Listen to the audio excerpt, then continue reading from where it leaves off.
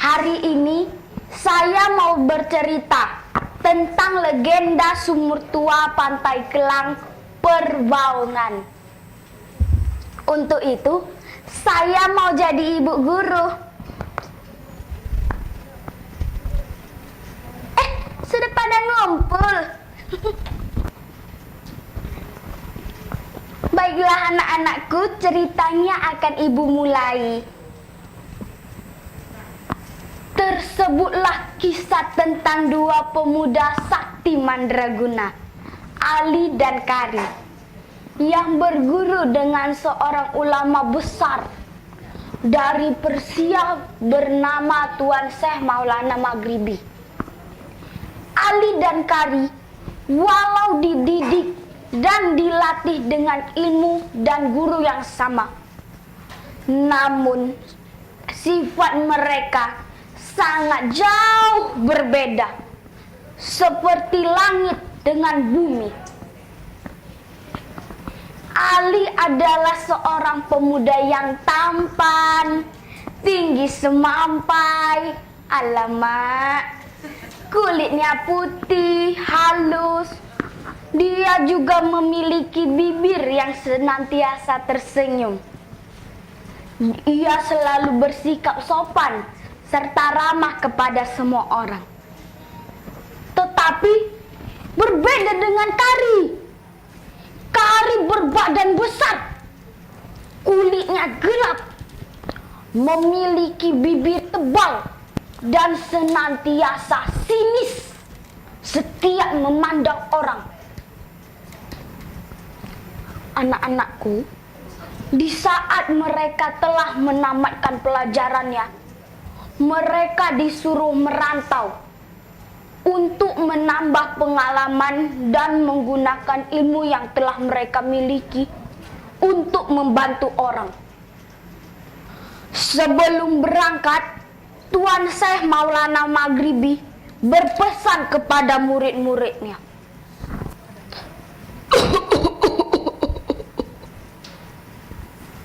Murid-muridku, ilmu yang kuturunkan untukmu sudah cukup memadai sebagai bekal kalian dalam mengarungi dunia ini. Gunakanlah dengan bijak untuk membantu orang yang sedang kesulitan. Sebab dalam hidup kita harus saling membantu.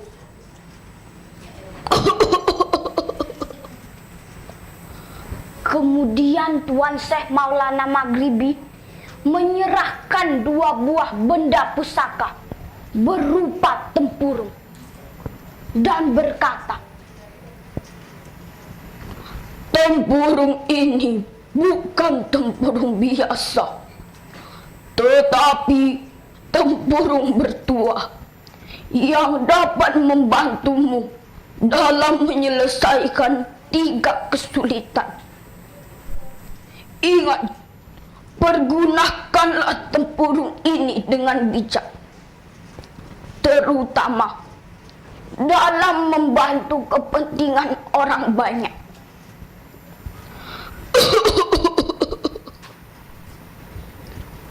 Ucap gurunya mengakhiri pesannya dan menyerahkan tempurung itu, satu untuk Ali dan satunya lagi untuk Kari. Nah, murid-muridku, keesokan harinya mereka berlayar dengan menggunakan kapal penumpang, meninggalkan tempat kediaman gurunya. Di tengah perjalanan, mereka terhalang dengan sebuah pertempuran antara sekumpulan pasukan berseragam kerajaan dengan pasukan berpakaian hitam. Tiba-tiba, di saat sebatang tombak melayang akan menghabisi nyawa pimpinan orang-orang berpakaian hitam, Ali dan Kari melompat dari kapalnya. Dengan sigap, Ali menangkap ujung tombak dan mematahkannya. Sementara Kari menyambar tubuh orang tua berpakaian hitam yang sudah tidak berdaya. Dengan darah dan luka menganga di sekujur tubuhnya. Atas bantuan Ali dan Kari, pimpinan orang-orang berpakaian hitam dapat mereka selamatkan. Kemudian Ali dan Kari dibawa kelompok yang di daratan menuju tengah pulau, melalui jalan setapak penuh jebakan, mengikuti tanda-tanda penuh rahasia. Melihat semua ini, taulah Ali dan Kari bahwa orang-orang berpakaian hitam itu adalah gerombolan Lanun, Pulau Berhala, yang suka mengganggu pelayaran di Selat Malaka. Nah, anak-anakku, si Kari secara cepat dan sigap memeriksa luka di sekujur Raja Lanun. Kemudian dia menyuruh seseorang mengambil air putih. Air putih itu dimasukkannya ke dalam tempurung bertuahnya. Lalu diminumkannya sebagian air itu. Dan sisanya dihapuskannya ke sekujur luka Raja Lanun. Tahu tidak anak-anakku? Dikarenakan tuah dari tempurung sakti pemberian Tuan Syekh gurunya, dalam tempo sekejap saja, ting! Apa yang terjadi? Raja Lanun langsung sehat. Luka-luka yang dideritanya menghilang seketika tanpa bekas. Karena keajaiban ini, taulah Raja Lanun bahwa kedua orang yang menolongnya itu bukanlah orang biasa. Kemudian Raja Lanun memperkenalkan mereka dengan istri dan putrinya yang sangat cantik rupawan. Ya, 11-12 lah sama ibu. Yang namanya Putri Berhala. Dan jika mereka berkenan, dia ingin menjodohkan anaknya kepada mereka. Mendengar rencana Raja Lanun, Kari dengan sombongnya berkata,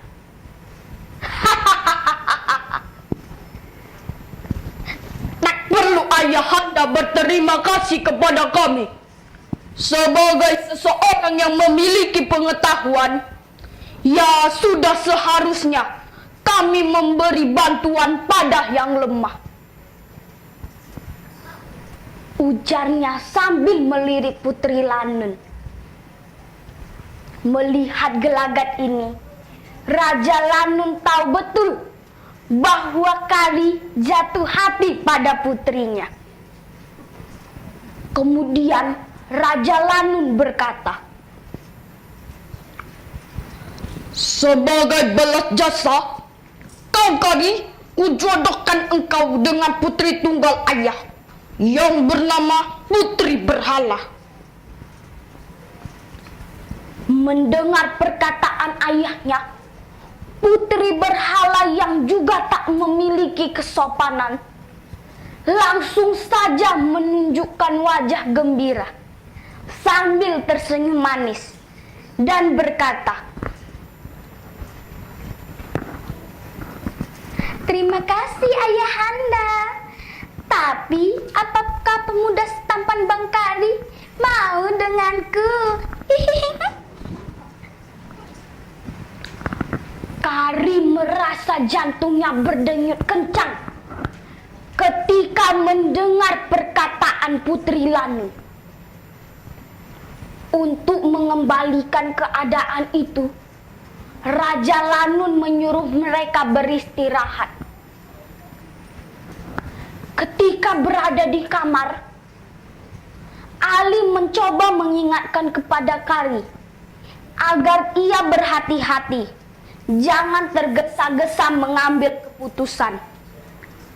Namun, Kari yang telah tertarik hatinya pada putri berhala tak mendengarkan nasihat sahabatnya. Dengan nada protes, Kari berkata,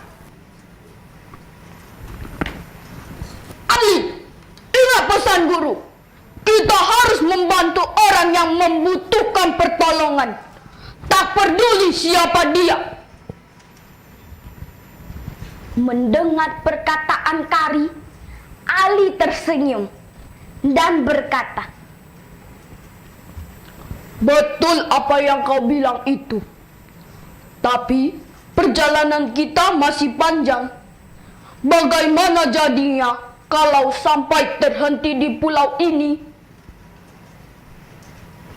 "Tapi anak-anakku," dengan nada tersinggung, Kari berkata, "Jika engkau hendak meneruskan perjalananmu, silakan.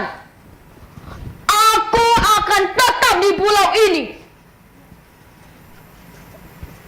Di malam yang sepi, dikala seluruh penduduk pulau sedang tertidur lelap, Ali bangkit dari peraduannya. Dikeluarkannya bungkusannya yang berisi tempurung bertuah. Ditatapnya wajah Kari untuk mengucapkan selamat tinggal. Kemudian didudukinya tempurung bertuah dan bermunajat untuk terbang ke seberang pulau. Pagi-paginya, tatkala Kari terbangun, dia tak melihat lagi sahabatnya Ali serta bungkusannya. Taulah Kari bahwa Ali telah pergi. Seminggu kemudian, setelah kepergian Ali, maka diadakanlah pesta besar-besaran untuk memeriahkan perkawinan antara Kari dengan putri Pulau Berhala. Anak-anakku, bagaimanakah nasib si Ali setelah dia meninggalkan Pulau Berhala? Rupanya Ali yang ketika membuka matanya telah berada di wilayah kerajaan seberang. Dia berjalan seorang diri memasuki satu perkampungan nelayan yang miskin dan kotor. Ali melihat perkampungan itu banyak digenangi air kotor berlumpur akibat pasang laut yang tak terbendung. Di dalamnya bersarang nyamuk. Akibat keadaan ini, banyak penduduk yang diserang penyakit malaria. Ali mengumpulkan seluruh penduduk kampung. Diambilnya air bersih, lalu dimasukkannya ke dalam tempurung ajaibnya. Kemudian dibagikannya kepada seluruh penduduk untuk diminum.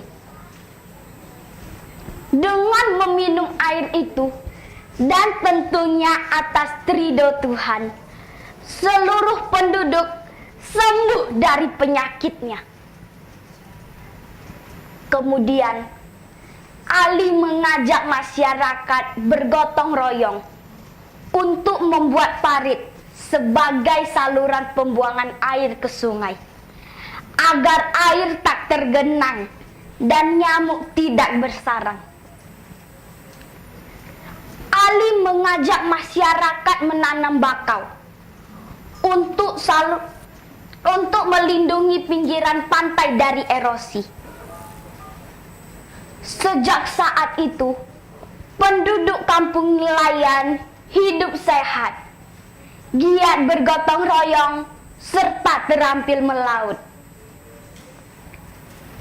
Tapi anak-anakku, kabar keganasan gerombolan Lanun semakin merajalela.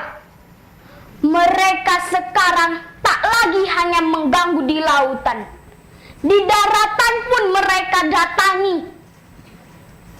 Setelah habis menguras kekayaan kampung, anak-anak gadis pun mereka ambil paksa dan membawanya ke pulau. Jika ada yang berani melawan, mereka bunuh dengan sadis dan kejam. Kabar itu sampai ke telinga Ali. Ali kenal betul dengan pangeran yang sakti itu. Namun, ia berpura-pura tak mengenalnya. Ali hanya mengajak seluruh penduduk berlatih silat dalam membentuk pertahanan diri. Tak kalah, gerombolan Lanun itu mencoba menyerang kampung nelayan. Mereka dapat dikalahkan penduduk yang telah dilatih Ali. Kegagalan ini dilaporkan anggota Lanun kepada Pangeran Pulau Berhala. Dengan marah, merasa dikalahkan, untuk kedua kalinya Karim menggunakan kesaktian tempurung itu dengan membentuk seluruh kekuatan dan diciptakannya sebuah armada besar serta memimpin langsung penyerangan ke kampung nelayan. Pada suatu pagi, gerombolan Lanun itu memasuki kampung. Dengan kejam dan brutal, mereka menghancurkan apa saja yang mereka temui. Baik ternak maupun penduduk akan mereka bunuh dengan kejam. Melihat keganasan ini, seluruh penduduk berlari ke rumah Ali dan melapor. Ali yang menduga hal ini akan terjadi, mengumpulkan seluruh penduduk untuk membentuk pasukan sebagai menghadang gerak gerombolan Lanun itu.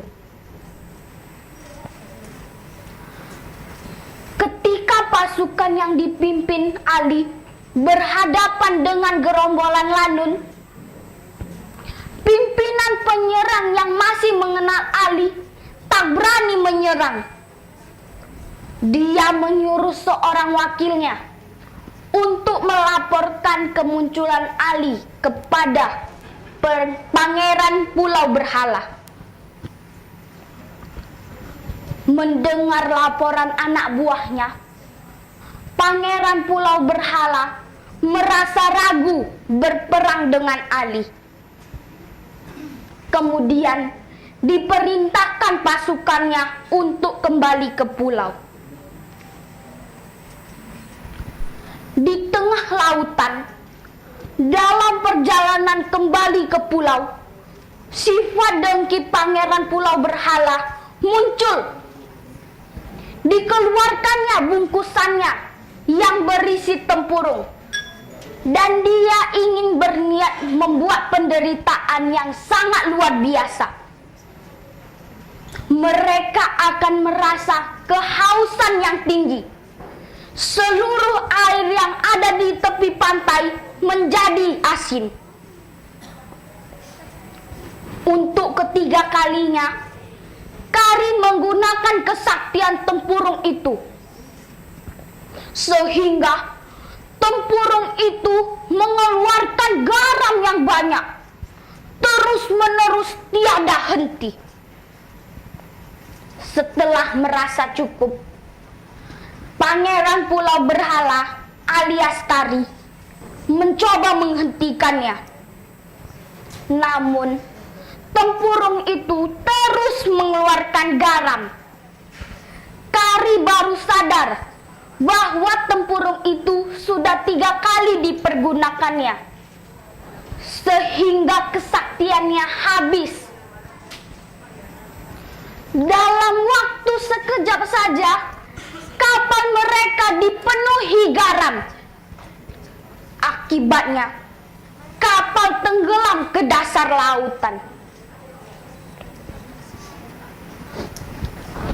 Sementara itu, tempurung terus mengeluarkan garam yang banyak. Dan itu pula penyebabnya, maka air laut terasa asin. Akibat ulah kari, seluruh penduduk kehausan. Tapi kasihan anak-anakku, seluruh air yang ada di tepi pantai menjadi asin. Mereka berteriak, "Air! Air! Air!" dan berlari ke sana kemari untuk mencari air tawar. Melihat keadaan ini, Ali menggunakan tempurung saktinya untuk dikoreknya tanah pasir itu. Begitu tangan Ali mengorek tanah pasir pantai itu, apa yang terjadi? Dan begitu tangan Ali mengorek tanah pasir itu, memancur air yang deras, bening,